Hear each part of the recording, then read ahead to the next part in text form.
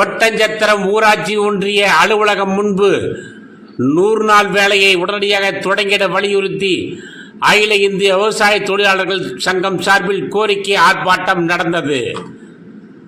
திண்டுக்கல் மாவட்டம் ஒட்டஞ்சத்திரம் ஊராட்சி ஒன்றிய அலுவலகம் முன்பு நடந்த ஆர்ப்பாட்டத்திற்கு ஒன்றிய செயலாளர் முருகேசன் தலைமையேற்று பேசினார்.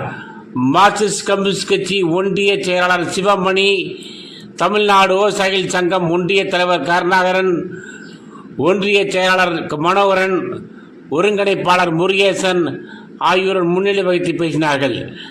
அகில இந்திய விவசாய தொழிலாளர்கள் சங்கம் திண்டுக்கல் மாவட்ட செயலாளர் அருள்செல்வன் பங்கேற்று கோரிக்கையை விளக்கி பேசினார்.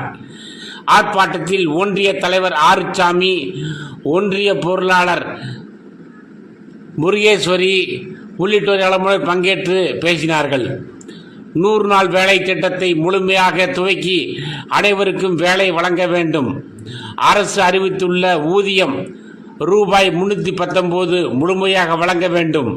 திமுக அரசு அறிவித்துள்ள தேர்தல் வாக்குறுதியின்படி 180 நாட்கள் வேலையும் மற்றும் ரூ.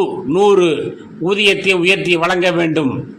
100 நாள் வேலை திட்டத்தில் உள்ள முறைகேடுகளை தடுத்து நிறுத்த வேண்டும் உள்ளிட்ட கோரிக்கைகளை வலியுறுத்தி ஆர்ப்பாட்டத்தில் கோஷமிட்டனர். 100 நாள் வேலையை 200 நாட்களாக, சம்பளம் 600 உயர்த்தி வழங்க கோரி ஆர்ப்பாட்டம் விவசாய தொழிலாளர் சங்க ஆர்ப்பாட்டம்